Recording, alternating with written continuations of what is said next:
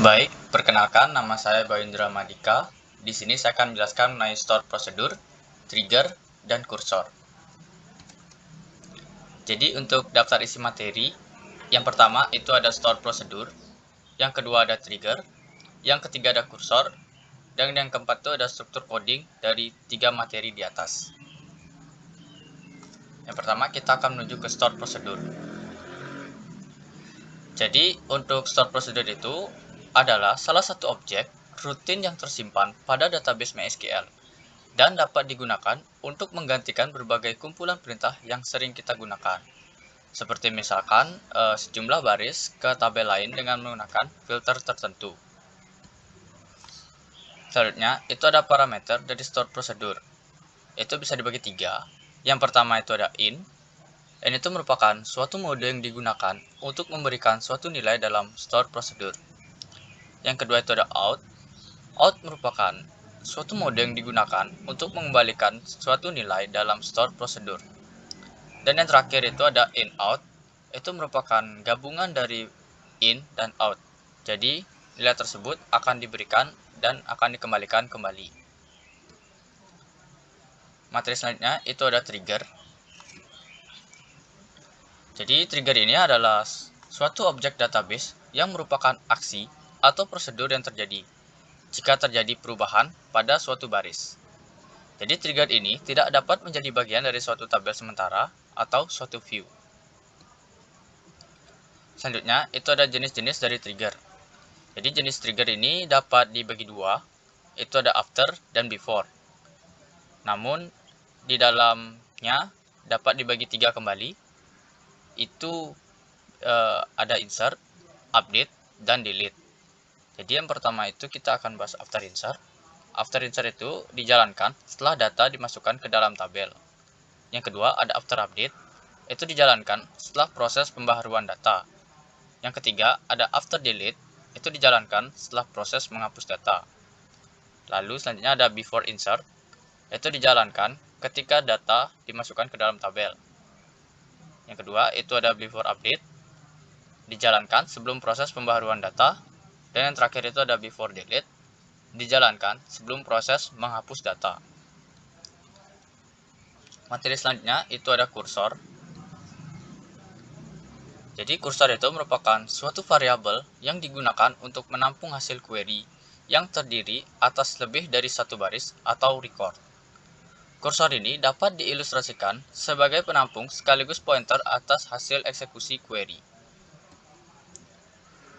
Selanjutnya itu ada jenis-jenis dari kursor. Jenis kursor ini dapat dibagi dua. Yang pertama itu ada implicit kursor. Jadi itu kursor yang dideklarasikan dan dikelola secara otomatis oleh PL atau SQL untuk semua operasi select, statement, dan DML. Dan yang kedua itu ada explicit kursor. Itu kursor yang didefinisikan pada bagian deklarasi atau declare dan biasanya itu menggunakan mekanisme open, fetching, dan close kursor. Materi selanjutnya itu ada struktur coding. Untuk struktur coding, kita akan beralih ke SQL Yoke. Baik, sekarang kita sudah di SQL Yoke-nya. Jadi saya akan menjelaskan yang pertama itu mengenai store prosedur. Oke, yang pertama itu saya akan menjelaskan dari in. Nah, jadi sebelumnya saya akan mungkin membuat rumus-rumus dari luas dan keliling dari bangun datar. Oke, jadi yang pertama itu kita bisa mengetikkan delimiter // nah baru buat prosedurnya, create prosedur, namanya apa. Sini saya akan membuat luas persegi, lalu yang tadi in. Nah variabelnya apa, variabelnya sisi, lalu dengan tipe data integer. Selanjutnya begin, kita akan deklarasikan select. Rumusnya apa? Rumusnya luas persegi itu sisi dikali lalu di end. Nah, kita coba run dulu. Oke, sukses. Sekarang kita panggil prosedur yang tadi sudah kita buat. Jadi dengan bisa menggunakan call, lalu prosedurnya apa? Prosedurnya itu luas persegi. Lalu masukkan jumlah sisinya. Misalkan saya masukkan 7. Oke, kita run. Oke, benar 49 karena sisi dikali sisi 7 dikali 7 itu 49. Oke, selanjutnya kita ke yang out. Jadi cara masih sama, delimiter slash create prosedur. Sekarang mungkin keliling persegi.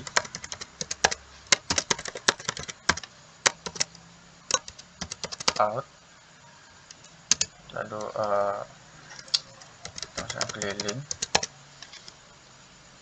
integer, begin select. Nah, untuk yang tadi itu angkanya kan belum diketahui, jadi sekarang saya mau buat angkanya itu yang sudah diketahui dan tidak perlu lagi menginputkan angka. Jadi rumus dari keliling persegi itu kan 4 kali sisi. Jadi kita masukkan saja 4 kali sisinya, misalkan saya masukkan 10. Oke, itu keliling sudah dideklarasikan tadi di outnya, lalu di end slash. Nah, coba kita run dulu.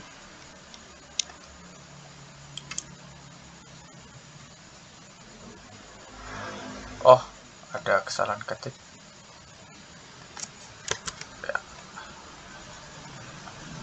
Oke, sukses. Sekarang kita coba panggil dulu prosedur yang tadi sudah dibuat, keliling persegi. Kita panggil variabelnya keliling. Oke, kita run. Oke, sukses, di call, dipanggil, dan kita tampilkan hasil dari kelilingnya tadi. Kita panggil keliling.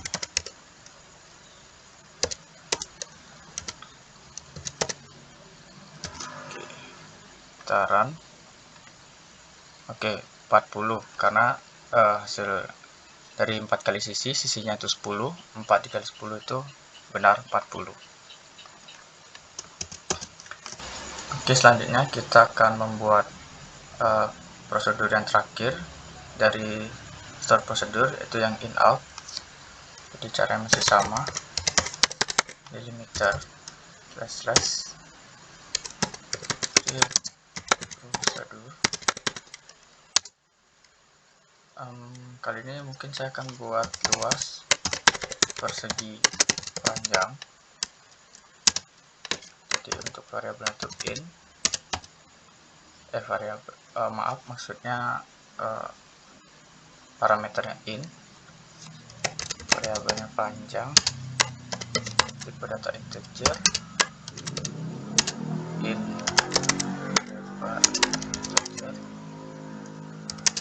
out, luas integer. Oke, begin.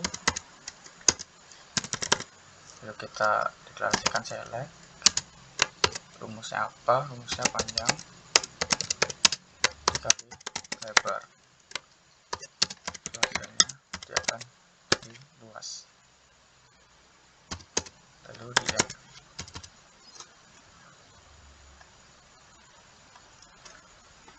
Oke, sukses. Sekarang kita panggil dulu luas persegi panjangnya.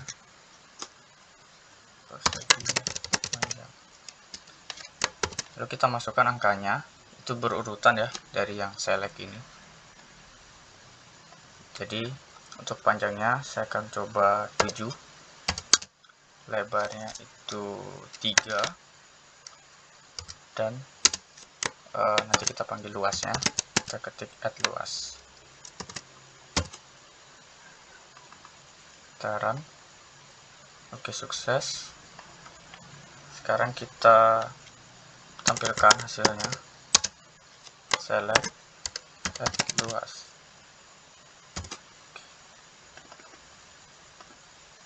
Oke, sudah keluar hasilnya. Jadi tadi panjangnya 7, lebarnya 3, 7 dikali 3 itu 21. Oke, sekarang kita akan menuju materi yang kedua, yaitu mengenai trigger.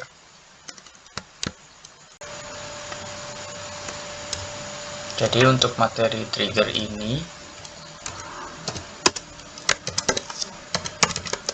kita akan membuat database-nya terlebih dahulu. Oke, kita akan buat database. Nama database-nya saya akan namakan Topo. Kita run dulu. Oke, sukses. Lalu kita pakai database-nya. Ya, oke. Nah, untuk isi tabel dan datanya itu saya sudah siapkan sebelumnya agar tidak membuang waktu. Jadi saya copy saja.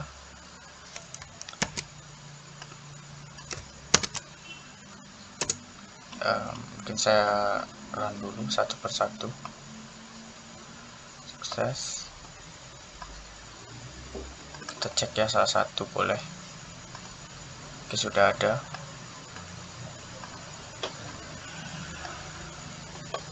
Kita run. Oke, semuanya sudah berhasil.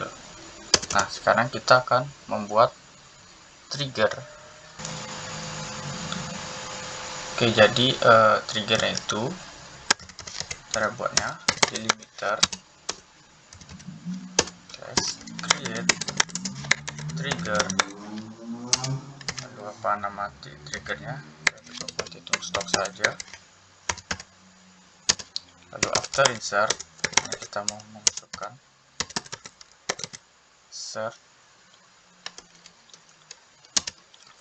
on tabel apa yang mau dipakai, on penjualan, karena kita ingin pakai tabel penjualan. For each row, lalu begin, kita set dulu, kita akan panggil nanti stock ini, select sum, karena kita ingin menjumlahkan berapa stok yang ada. Lalu variabelnya itu jumlah yang ada di tabel penjualan. Oke, kita tutup dulu, kita end. Oke, sekarang kita coba run. Ya, sukses ternyata. Sekarang kita coba select dulu stoknya, apakah mau atau tidak.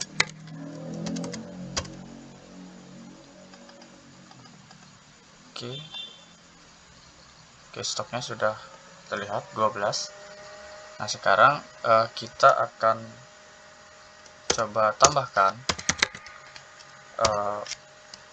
stok barang yang terbaru. Jadi untuk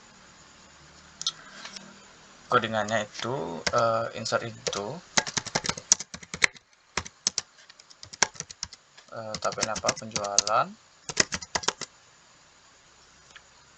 values. Untuk ininya karena sudah auto increment, jadi tidak perlu diisi. Lalu 4 karena dia tadi sudah data 3, jadi ya kita buat yang keempat. Nama dari barangnya itu mungkin kita kasih copy, lalu jumlahnya berapa, mungkin kita kasih 5 dan harganya itu 15.000. Oke, coba kita run. Ya, sudah sukses. Sekarang kita coba lihat apakah dia sudah bertambah atau belum.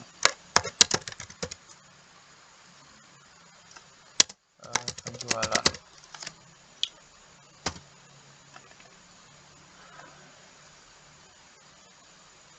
Oh ya, ini sudah bertambah.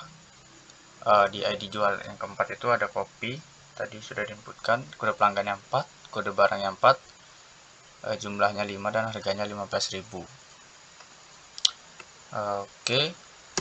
Untuk materi selanjutnya itu ada materi kursor. Oke.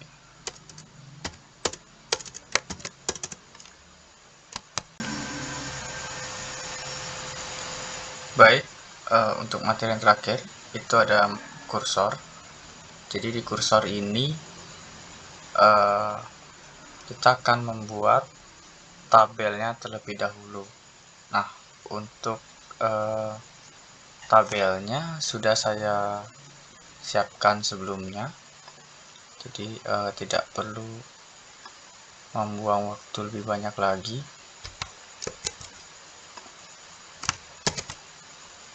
Oke, kita run dulu. Sukses.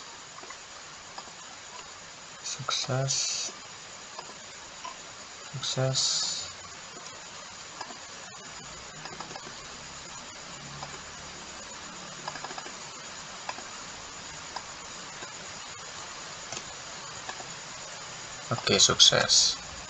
Nah, sekarang kita akan membuat kursornya. Namun kita pertama harus membuat prosedurnya terlebih dahulu. Jadi kita bisa ketikkan delimiter create prosedur. Jadi kita akan namakan dia membayar saja. Lalu kita memakai parameter yaitu in dan out di sini. Jadi ini itu ID supplier dengan tipe data integer, lalu outnya kita akan isi dengan harga jual, harga total saja, integer, lalu begin, kita akan set harga total yang tadi,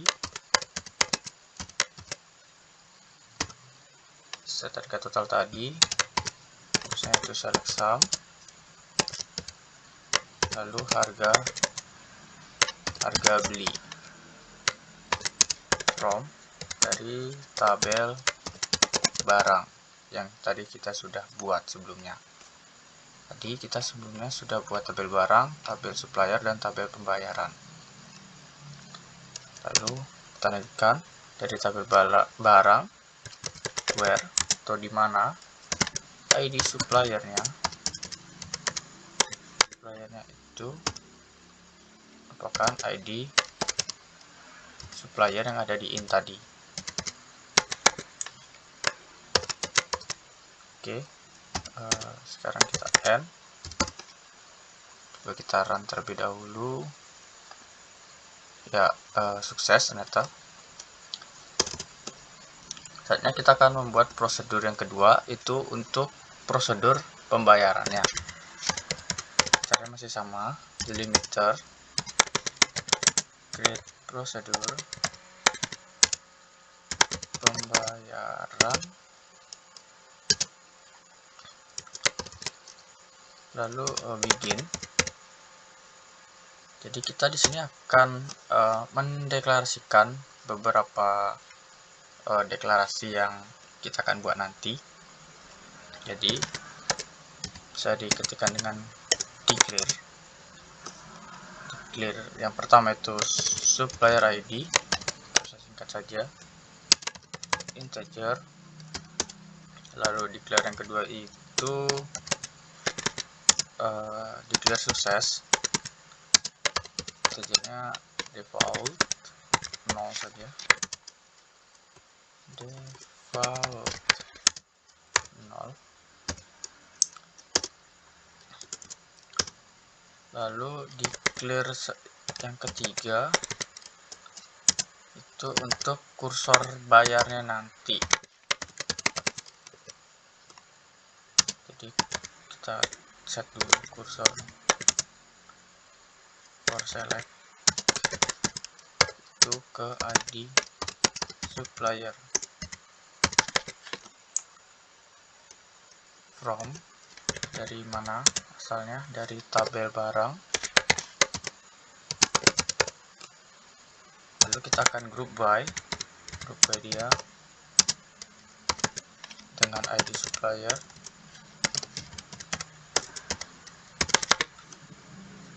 dan kita juga order by dengan ID supplier juga. Di supplier untuk declare yang terakhir itu untuk continue handler,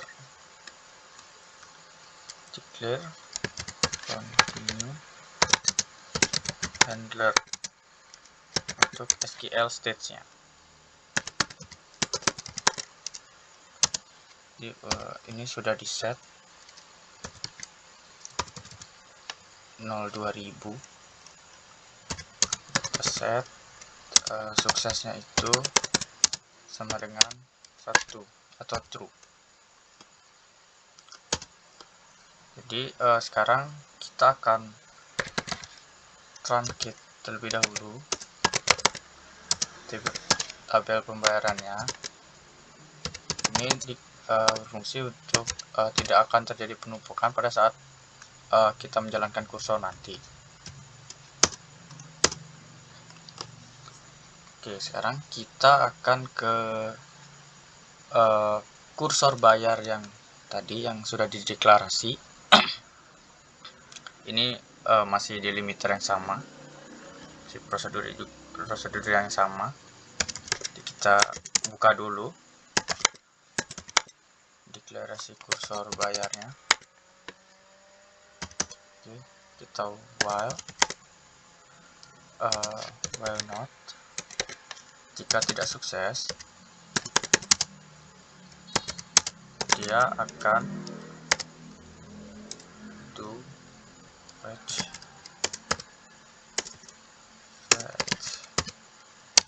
kursor bayar akan ke supplier ID, ID.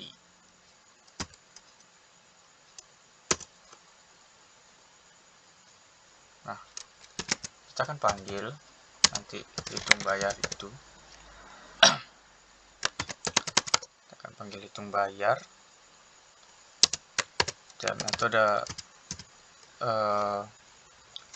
berapa variabel, yaitu sub ID, dan kita akan panggil harga totalnya nanti.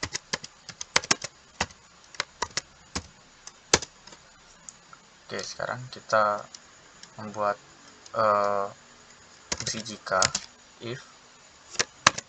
harga totalnya itu 0 atau ada data, lalu kita set harga total itu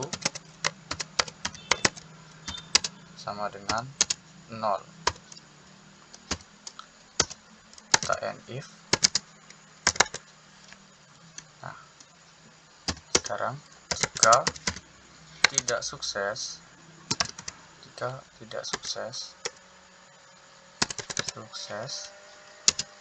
lalu kita akan masukkan perintah insert into tabel pembayaran, lalu values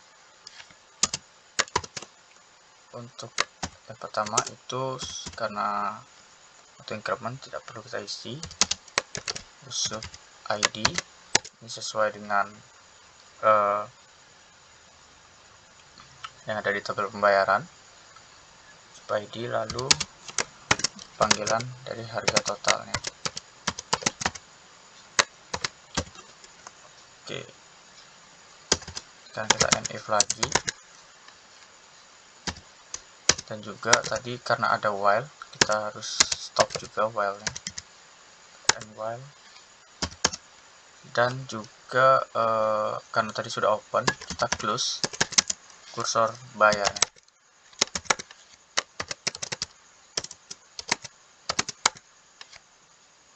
Close dan kita end tadi delimiternya. Kita end, coba kita run. Oke, ternyata sukses. Jadi kita coba lihat dulu di tabel pembayaran.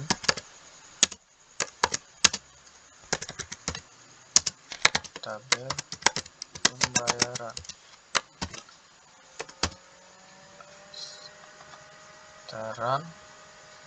Oke, masih kosong karena tidak ada datanya. Jadi kita coba call, kita panggil pembayaran.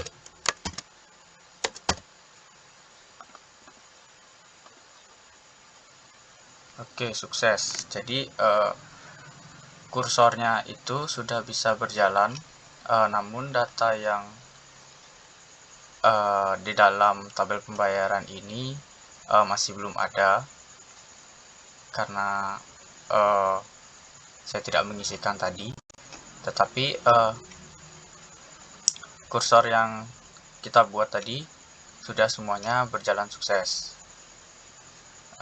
Mungkin sekian yang bisa saya sampaikan dari live coding pada kali ini. Jika saya ada kesalahan kata, mohon dimaafkan karena saya juga masih belajar di sini. Saya ucapkan terima kasih.